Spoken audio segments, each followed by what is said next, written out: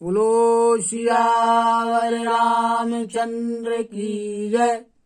राम कथा के रसक तुम भक्त रासुमति धीर। आयुष्वासन करिए प्रभु तेज पुंज कपिवीर। लखन सिया रामचंद्र की जय।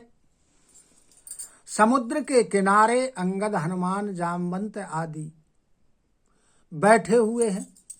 अंगद बड़े दुखी हैं। अंगद को दुखी देख करके जामवंत जी ने अंगद से कहा कि तुम दुखी मत हो। बहुत प्रकार की इतिहास की कथाएं सुनाई और कहने लगे कि भगवान श्री रामचंद्र जी को तुम साधारण मनुष्य मत समझो। यह अजन्मा है, अजेय है, निराकार है। यह परब्रह्म परमात्मा है। इस प्रकार जामवंत ने अनेक प्रकार से अंगद को समझाया। अब जो इन बंदरों की बातचीत चल रही थी, इस बातचीत को जो कंदरा खोह में बैठे हुए संपाति ने सुना तो उसने बाहर की तरफ देखा तो बहुत से बंदर दिखाई पड़े। तो उसने कहा कि आज परमात्मा ने मुझे भोजन दिया है, मैं आज भरपेट भोजन करूंगा। बहुत दिनों से मुझे भरपेट भोजन नहीं मिला, मैं भूखों मर रहा। जब संपाति की बात को बंदरों ने सुना तो बहुत भयभीत हो गए और उठ करके खड़े हो गए। अब अंगद ने मन में विचार करके कहा कि जटायु को धन्य है जिसने प्रभु श्री रामचंद्र जी के कार्य के लिए अपने शरीर का त्याग कर दिया और भगवान के धाम को चला गया। जब इस प्रकार हर्ष और शोक से सनी हुई वाणी को संपाति ने सुना तो वह बंदरों के निकट आया। तब बंदर भयभीत होने लगे तो उसने उन्हें निर्भय किया और फिर पास जाकर के जटायु के संबंध में पूछा तो इन लोगों ने सारी कथा उसे कह सुनाई। संपाति ने अपने भाई की करनी को सुना, भगवान श्री रामचंद्र जी की महिमा का वर्णन किया और कहने लगा कि मुझे समुद्र के किनारे ले चलो, मैं अपने भाई को तिलांजलि दूंगा और तुम लोग सीता जी की खोज कर लोगे। मैं तुम्हारी वचनों के द्वारा सहायता करूंगा।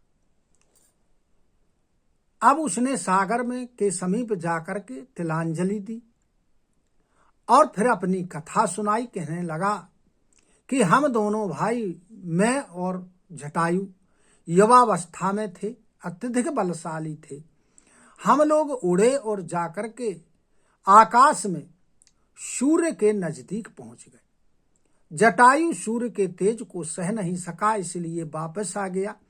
मैं अभिमानी था इसलिए और पास चला गया, जिसके कारण मेरे पंख जल गए और मैं पृथ्वी पर गिर पड़ा। जहां गिरा वहां एक चंद्रमा नाम के मुनि रहते थे। उन्हें मेरे ऊपर दया आई। उन्होंने बहुत प्रकार से ज्ञान की बातें समझाई, मेरे देह जनित अभिमान को छुड़ाया और कहने लगे कि त्रेता युग में परब्रह्म परमात्मा मनुष्य का शरीर धारण करेंगे, उनकी पत्नी का हरण रावण करेगा और जिसको खोजने के लिए श्री रामचंद्र जी दूत भेजेंगे, उन दूतों से मिलकर के तुम पवित्र हो जाओगे और तुम्हारे पंख उग आएंगे और तुम उनको सीता जी का पता बता देना। आज मुनि की वाणी सत्य हो गई है। त्रिकूट पर्वत के ऊपर लंका बसी हुई है, जहां रावण रहता है। वहां एक अशोक वन है जिसमें सीता जी चिंता में मग्न बैठी हुई है। आगे संपाति ने कहा कि मैं देखूं तुम नाही, गीधई दृष्टि अपार। बूढ़ भयऊ न तो करत्यूं, कछुक सहाय तुम्हारे। लखन सिया रामचंद्र की जय। संपाति ने कहा कि मैं देख सकता हूं, तुम लोग नहीं देख सकते हो। क्योंकि जो गिद्ध की दृष्टि होती है वो अपार होती है। मैं बूढ़ा हो गया हूं, नहीं तो तुम लोगों की कुछ सहायता करता। जो नांगई सत जो जन सागर, करई सो राम काज मतियागर। मोही विलोकी धरहु मन धीरा, राम कृपा कस भयो शरीरा। कहने लगा संपाति कि जो इस 100 योजन के समुद्र को पार करेगा और बुद्धि ने का निधान होगा, वही श्री रामचंद्र जी के कार्य को करेगा। मुझे देख करके मन में धैर्य को धारण करो। देखो मेरा शरीर भगवान की कृपा से कितना सुंदर हो गया है।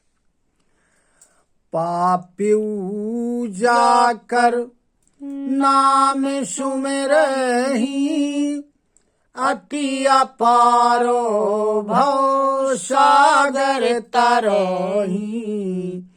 तासु दूत तुम तजी कदराई, राम हृदय धरि करहु पाई। पापी भी जब श्री रामचंद्र जी के नाम का स्मरण करते हैं, सुमरन करते हैं, तो इस अपार भव सागर से पार हो जाते हैं। तुम लोग तो श्री रामचंद्र जी के दूत हो, कायरता का त्याग कर दो और हृदय में भगवान श्री रामचंद्र जी के उदाहरण करके कोई उपाय करो। अस कही गरुण गीध जल गए, तिन्हके मन अति विस्मय भयऊ। निज निज बल सब काहू भाखा, पार जाई कर संशय राखा। कागभूषुंड जी कहते हैं कि हे गरुण जी, ऐसा कह करके संपाति वहां से चला गया। यहाँ बंदरों के मन में बड़ा विस्मय हुआ। अपना अपना बल सब किसी ने कहा, लेकिन उस पार जाने का संशय बता दिया। जरठे भयाऊं अब कहाई छेसा, नहीं तन रहा प्रथम बल लेसा।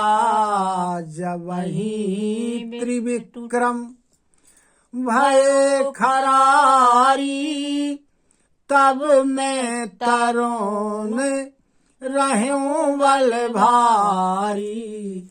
जामवंत ने कहा कि मैं अब बूढ़ा हो गया हूं, अब ना तो पहले जैसा शरीर रहा और ना पहले जैसा शरीर में बल रहा।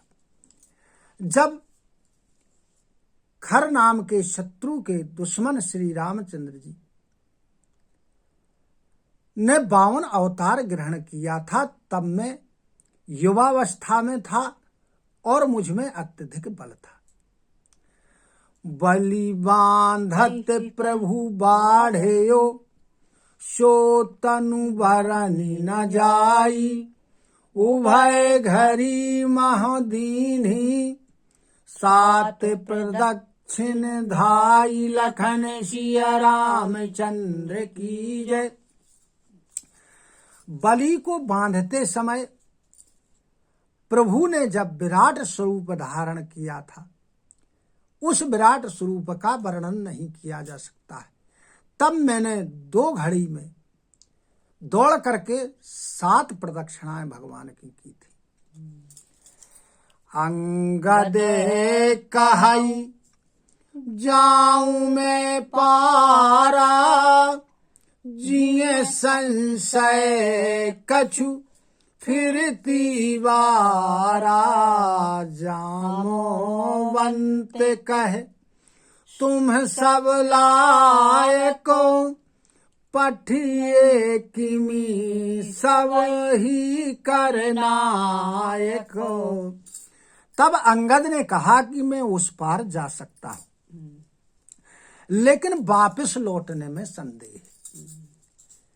तब जामवंत ने कहा कि तुम सब प्रकार से योग्य हो, लेकिन तुम्हें नहीं भेजा जा सकता है, क्योंकि जो यह टोली है तुम इसके मुखिया हो। कहाई पति सुनु हनुमाना, का चुप साधी रहो बलवाना। पवन तनय बल पवन समाना, बुद्धि विवेक विज्ञान निधाना। तब जामवंत ने हनुमान जी से कहा कि हे हनुमान, हे बलवान, सुनो, तुमने यह चुप्पी क्यों साध रखी है? तुम क्यों चुप हो? तुम पवन के पुत्र हो, पवन के समान तुम्हारे अंदर बल है, बुद्धि में, विवेक में और विज्ञान में, इस सब में निपुण हो। कवन सो काज कठिन जग माही, जो नहीं होई तात तुम पाही। राम काज लगी तव अवतारा, सुनतहि भयाऊ पर्वताकारा। कहने लगे कि संसार में ऐसा कौन सा काम है जो तुम्हारे लिए कठिन हो, हे तात, जो तुमसे नहीं हो सकता। श्री रामचंद्र जी के कार्य के लिए ही तो तुम्हारा अवतार हुआ है। यह सुनते ही हनुमान जी पर्वत के समान आकार के हो गए। कनको वरन तनु तेज विराजा, मानहु अपार गिरन कर राजा। सिंहे नाद करी वारहि वारा, लीलहि नाघं जल निधि खारा। हनुमान जी का सोने के समान रंग है, शरीर पर अतुलित तेज है। ऐसा लगता है मानो कोई पर्वतों का दूसरा राजा हो गया। बार बार हनुमान जी ने सिंहनाद किया और कहने लगे कि मैं इस खारे समुद्र को खेल खेल में ही लांघ सकता हूं। सहिते सहाय राव नहीं मारी, आनहु यहाँ त्रिकूट उपारी।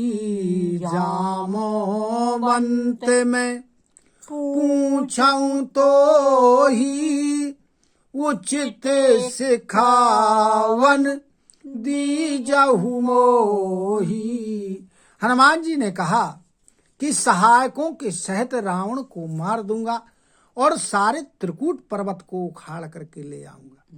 मैं यह सब कर सकता हूं, लेकिन हे जामवंत, मैं तुझसे तुमसे पूछ रहा हूं, तुम मुझे उचित शिक्षा दो कि मुझे करना क्या चाहिए।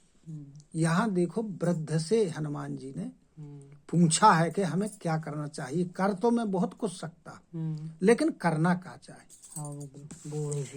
तब जामवंत ने हनुमान जी से कहा कि इतना करहु तात तुम जाई, सीता ही देखी कहु सुधियाई। तब निजे भुजबल राजीव ने ना, कौतुक लागी संग कपिसेना। तब जामवंत ने कहा कि हे हनुमान जी, तुम जाकर के केवल इतना करो कि सीता जी को देख करके आओ और उनकी सूचना यहाँ ले आओ, खबर उनकी दो। फिर भगवान श्री रामचंद्र जी अपनी भुजाओं के बल से और कौतुक के लिए बंदरों की सेना को साथ में लेकर के और यहाँ आएंगे। कपिसेन संग संघारी निशिचर, राम सीतहि आनी है। त्रैलोक पावन सुजसु सुर मुनि, नारदादि बखानी है। जो सुनत गावत कहत समुझत, परम पद नर पावई। रघुवीर पद पाथोज मधुकर, दास तुलसी गावई। कहा, जामवंत ने कि वानरों की सेना को साथ में लेकर भगवान श्री रामचंद्र जी राक्षसों का संहार करके सीता जी को ले जाएंगे। तब देवता और नारद मुनि आदि इस तीनों लोकों को पवित्र करने वाले भगवान के सुंदर यश का बखान करेंगे। और जो भी इस को सुनेगा, गाएगा, कहेगा, समझेगा, वह मनुष्य परम पद को प्राप्त होगा, जिसे श्री रघुनाथ जी के चरण कमल का मधुकर श्री तुलसीदास जी गाता है। भाव भेषज रघुनाथ जसु, सुनहि जे नर अरु नारी। तिन्ह कर सकल मनोरथ, सिद्ध करहि त्रिशिरारी। लखन सिया रामचंद्र की जय। भगवान श्री रामचंद्र जी का जो यश है, वह इस संसार के जन्म मृत्यु रूपी रोग की दवा है। जो पुरुष और स्त्री इसको सुनेंगे या कहेंगे तो त्रिशरा के शत्रु श्री रामचंद्र जी उनका सभी मनोरथ सिद्ध करेंगे। नीलोत्पल तन श्याम, काम कोटि शोभा अधिक। सुनिए तासु गुण ग्राम, जासु नाम अघ खग बधिक। लखन सिया रामचंद्र की जय।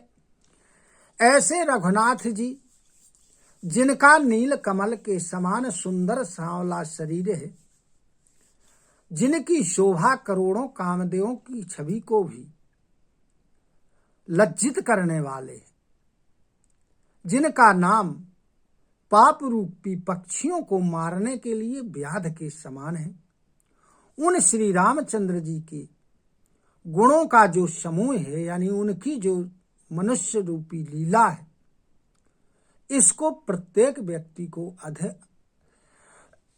अवश्य सुनना चाहिए। सियावर रामचंद्र की जय। कथा विसर्जन होते है, सुनहु वीर हनुमान। यो जन जहाँ से आए हो, सो तह करो पयान। श्रोता सब आश्रम गए, शंभु गए कैलाश। रामायण मम हृदय में, सदा करो तुम वास। लखन सिया रामचंद्र की जय।